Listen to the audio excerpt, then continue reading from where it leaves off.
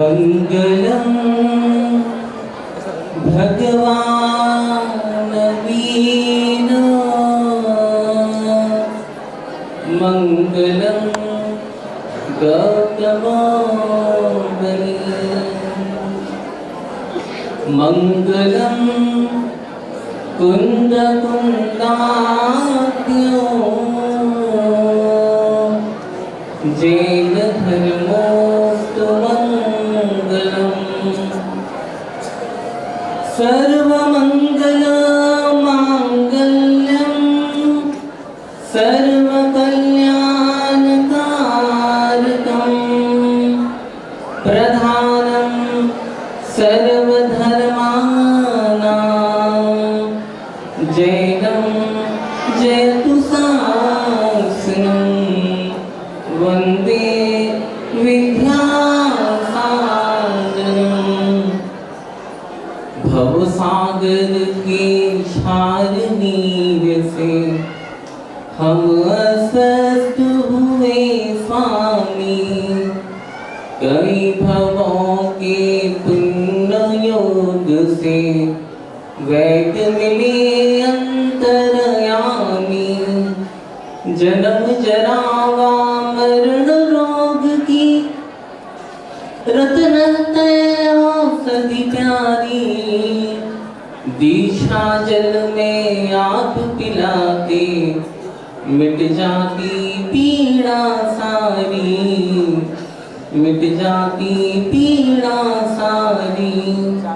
अनंत अनंत सिद्ध परमेश्वरी भगवान की कुंडलपुर के बड़े बाबा की आचार्य भगवंत देव श्री विद्यासागर जी महाराज की परम पूज्य निर्यापक समर मुनि श्री समय सागर जी महाराज की परम पूज्य मुनिवर श्री प्रशस्त सागर जी मल्ली सागर जी आनंद सागर जी महाराज की श्री कृष्ण जी महाराज की समस्त मुनि संघ की। सिर पर हाथ गुरु का हो तो तसल्ली दिल को मिला करती है। सिर पर हाथ अगर गुरु का हो तो तसल्ली दिल को मिला करती है। लोगों की नाव पानी पे चलती होगी पर मेरी तो पत्थर पे भी चला करती है। लोगों की नाव पानी पे चलती होगी पर मेरी तो पत्थर पे भी चला करती है।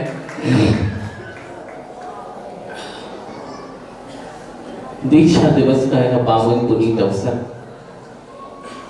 जहां पर आज गुरु उपकार दिवस कहें या फिर कहें पूज गुरुदेव की महती अनुकंपा हुई कि हम सब 10 भाइयों को आचार्य भगवान की अनुकंपा होकर और उनकी बरगानी छांव तले हम सबको आज दिगंबरत्व का यह रूप मिला।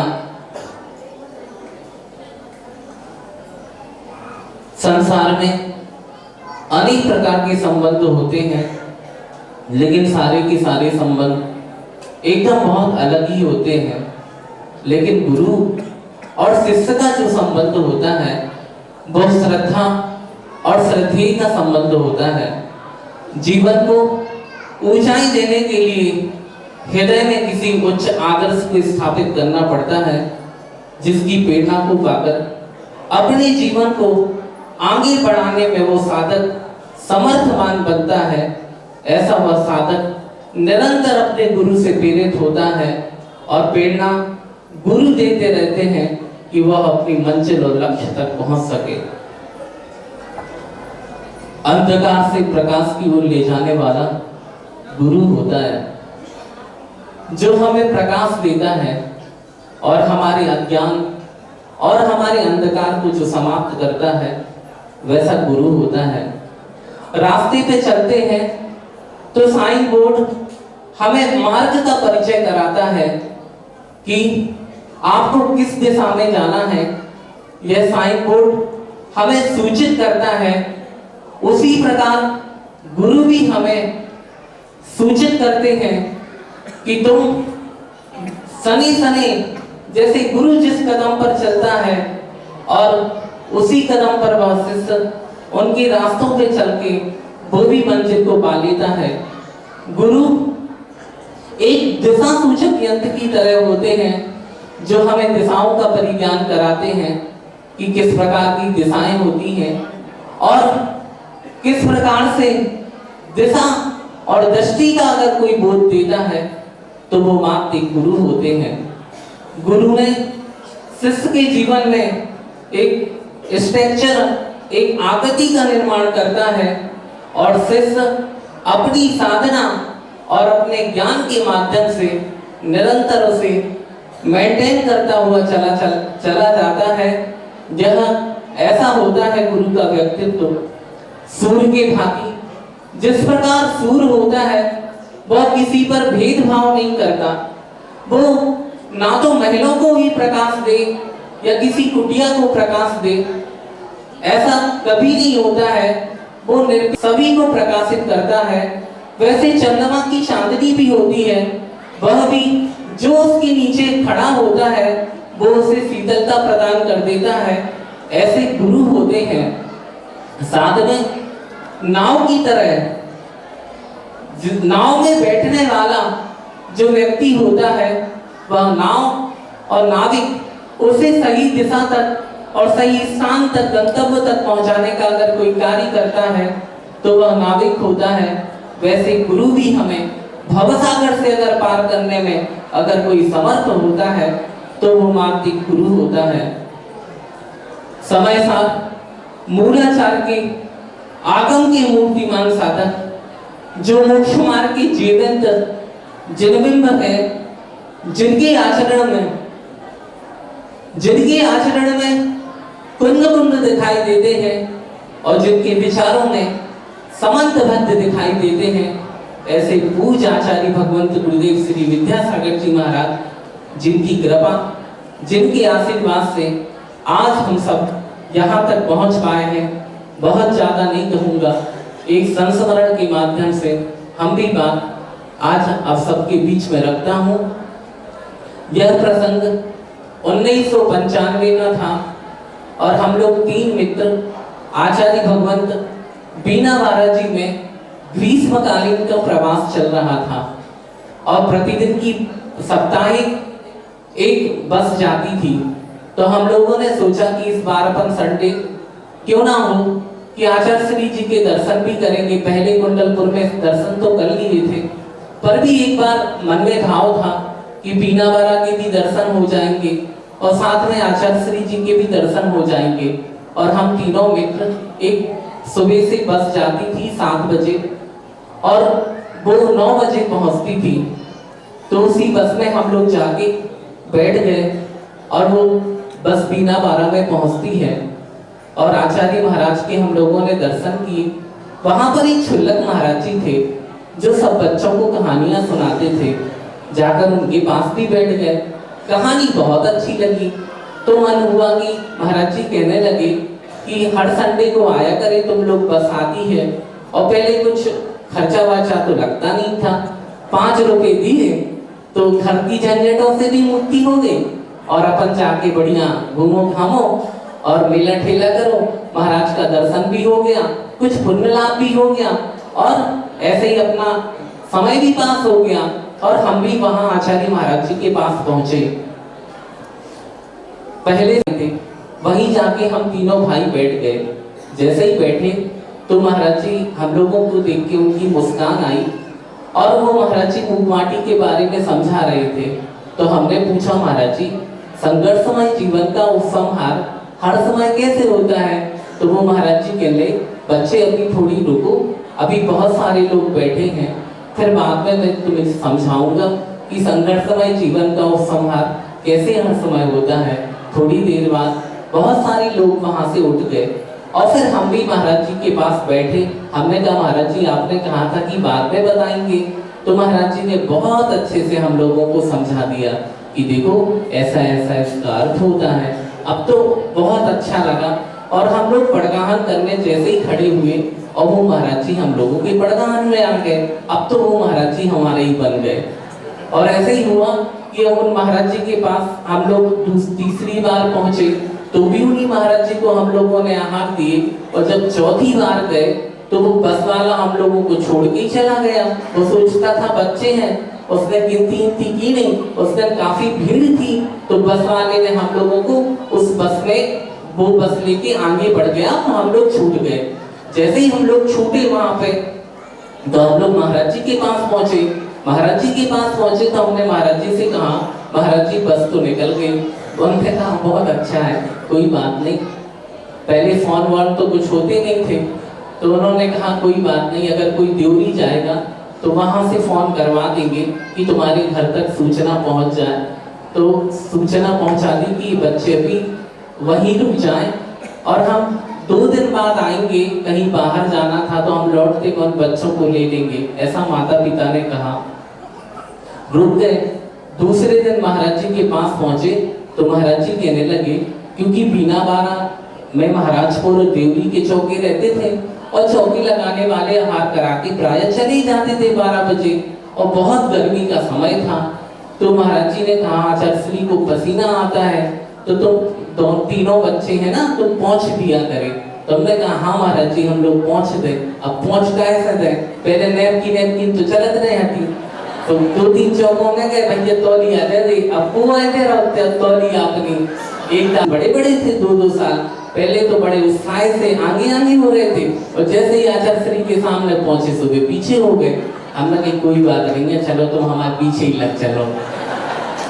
और जैसे ही वो पहुंचे, हम लोग पहुंचे आचार्य श्री के पास, तो आचार्य श्री एकदम हाल में बीच में पाटा रखा था, सारी पसीने से लथपथ थे। तो हम लोगों ने पूछने की कोशिश की, तो हमने कहा चलो बच्चों, हम लोग आ गए। हमने कही क्या है महाराज, हमें मिले तो हम पूरक बनावे और पूने मिलो। वो तो गई थी महाराज कहने लगे, अरे चलो चलो चलो चलो, ऐसे उनने धत्कार दो जैसे कोनो भिखारी नहीं आओ, वो भिखारी को धत्कार दी। हमने कही महाराज ऐसे काम न बताई क्यों हमें। फिर महाराज जी के पास हम बैठे, और बैठे तो महाराज जी ने उनकी बड़ी महिमा गाई आचार्य श्री की। अब हम लोग छोटे छोटे थे, ऐसा आचार्य श्री का नाम दर्शन तो हो गए। अब तो उन्होंने ऐसी बातें बताई आचार्य श्री के बारे में, अब हमने सोचा थे कभी बात दोपहरिया हो तो फिर से चले अपन महाराज के पास। दूसरे दिन आचार्य श्री का केसरवंश था और हम लोग पहुंच गए। आचार्य श्री आवर्त कर रहे थे, और आवर्त करते समय हम लोग वहीं जाके तीनों बच्चे बैठ गए। और जैसे ही बैठे तो महाराज जी ने कहा था अच्छे से 9 बार नमोकार मंत्र पढ़ना, तो हम लोगों ने अच्छे से तीनों ने अच्छे नमोकार मंत्र पढ़ा। वो कायस्वर कर लिया, पहले कायस्वर नहीं, उन्होंने कहा था नमोकार मंत्र पढ़ना, तो वो पढ़ लिया। और हम लोगों ने नमोस्तु की, और जैसे ही नमोस्तु की आचार्य श्री आवर्त कर रहे थे, तो 2 की तो आंख बंद थी, और हमने आराम से खोल के देखो कि जी देख रहे कि नहीं अपने तरफ। तो आचार्य श्री की आंख जैसे ही खुली और हमारी भी आंख खुली, तो वो हंस पड़े हमारे ऊपर। तो कुछ नहीं, हमने नीचे मुख कर लिया और आचार्य श्री से नमोस्तु की। तो हमने कहा आचार्य श्री हम पहुंचना चाहते हैं आपको। तो कह ले हाँ हाँ बच्चों कहाँ से आए। हम लोगों ने कहा सागर से आए। और उन्होंने पूछा कहाँ रहते हो, तो हमने बता दिया। कह ले कुछ पढ़ाई वढ़ाई करते हो। हमने कहा हाँ महाराज जी स्कूल की। कह ले अरे स्कूल की नहीं पूछ रहे, कुछ धर्म का पढ़ते हो। हमने कहा हाँ पाठशाला पढ़ते हैं। तो वो कहने लगे हमारे पीछे 2 भैया थे, तो आचार्य श्री कहने लगी क्या पढ़ते हो। तो हमने कहा तत्वार सूत्र पढ़ते। लेकिन लिखा रहे थे कम तो इस पाठशाला नहीं होते ने कभी तत्वार सूत्र पढ़ना। और वो लोग हो गए पीछे, अब अपन आगे कहले तो मैं जानी हूँ। तो आचार्य श्री कहने लगे कुछ सुनाने की भावना है। तो हमने कहा हाँ महाराज जी तत्वार सूत्र सुना दे। तो हमने उनको 2 लाइन सुनाई। बाजू में गैलरी थी, वो पहले एक हाल था, और हाल के पीछे मतलब बहुत सारे महाराज जी लोग बैठते थे। सारे कमरे में महाराज जी लोग भी दिखाई देते थे। तो हमने आचार्य श्री को 2 लाइन सुनाई। मोक्ष मार्ग सनेतारम भेतारम कर्म विभुरता ज्ञातारम विश्व तत्वानां वंदे तद्गुणरत्नम्। और फिर हम सूत्र जी सुनाने लगे। तो आचार्य श्री कहले बस बस बस इसे पूरा याद करके आना। हम लोग ठीक है महाराज, हो जाए तो ठीक है, आपके आशीर्वाद से जो काम हो जाए। और आचार्य श्री से आशीर्वाद। हमने कही महाराज जी पहुंच गए। तो उनने कछु नहीं कही। हमने कही हम नहीं कही चलो पहुंच गए। हमने उन्होंने से कही तुम्हारे पहुंच दे के लिए हाँ तुम ही पहुंचते। और हमने कहा करो हमने अच्छे हाथ में लाई नैपकिन, तो महाराज पहुंच दो। फिर हमने कही महाराज एक बात बताएं, हमारे 3 जना से रोज सोचते हैं कि आपको आहार दे ले, और रोज जात आपकी चौका में वो आपको जो नौकर नहीं है वो ठंडा फसाए वो दरवाजे में बैठो रहते ने वो अंदर बसन दे ने वो बाहर से देखन दे। महाराज हमारों के ऊपर भी कृपा करियो, कम से कम एक एक गिलास दे ज्यादा नहीं दे हैं। और ऐसा कह के हम लोग आचार्य श्री के पास से बाहर आ रहे थे और आचार्य श्री का उस दिन उपास था और केसरवंश भी थे आचार्य श्री के और सारे महाराज जी लोग आजू बाजू देख रहे थे। आचार्य श्री केसरवंश में बहुत कम ही बोलते थे, प्राय गर्मियों में तो और मौन ही रहते थे। आखिर ये बच्चे कहाँ से आए, कितनी देर से बात कर रहे हैं, बड़े हंस रहे हैं आचार्य श्री। अब तो बड़ी संघ में बड़ी कीमत हो गई। अब लोग पूछने लगे महाराज लोग कहाँ से आए बच्चे, कहाँ रहते हो, क्या पढ़ते हो, पहले से आचार्य श्री तुमको जानते हैं।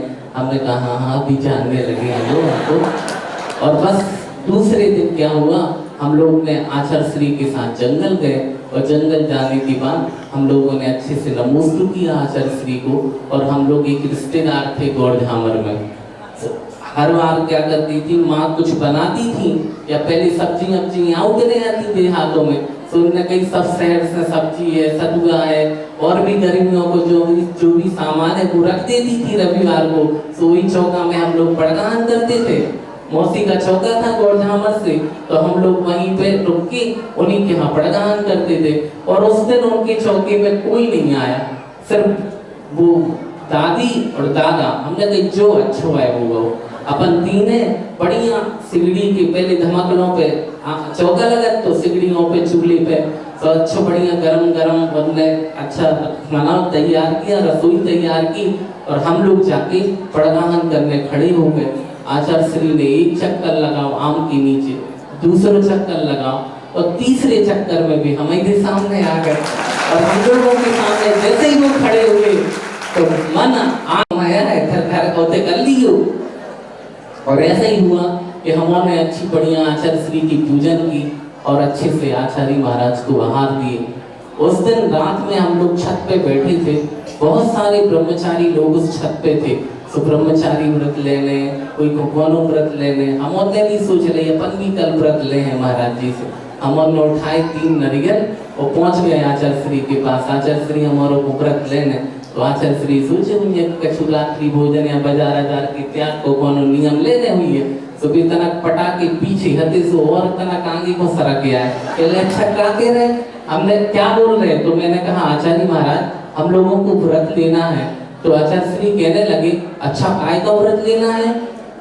तो हमने कहा आचार्य महाराज जी हम लोगों को ब्रह्मचर्य व्रत लेना है। जानते हो ब्रह्मचर्य किसे कहते हैं? हाँ, एक बार कहा अच्छा सुनाई भी नहीं दे, थोड़ी दूर को आते हैं। मैंने कही अब जब भी किसके तो अपन सही सड़क चलो, तो अपन और आगे उनके पास में पहुंचे। और जैसे ही उनके पास पहुंचे तो आचार्य श्री से कहा कि आचार्य श्री ये तो बताओ कि क्या मतलब, वो कहने लगी क्या कह रहे। तो हमने कहा आचार्य श्री व्रत लेने की भावना है। तो आचार्य श्री कहने लगे कि ब्रह्मचर्य व्रत लेना है। जानते हो ब्रह्मचर्य किसे कहते हैं? तो हमने कही हाँ महाराज जी, वो ब्याह नहीं करवाते ना, वही तो नाम ब्रह्मचर्य। उनको इतनी हंसी आई, इतनी हंसी आई, सारा माहौल अच्छा बन गया। और बस गुरुदेव का जहाँ आशीर्वाद उन्होंने एक बात कही थी, बस इतनी सी बात मैं आपके सामने रखना चाहता हूँ। उन्होंने कहा बड़े हो जाओ, पढ़ लो लिख लो, फिर व्रत ही का दीक्षा ही ले लेना। और वो वचन मुझे याद थे।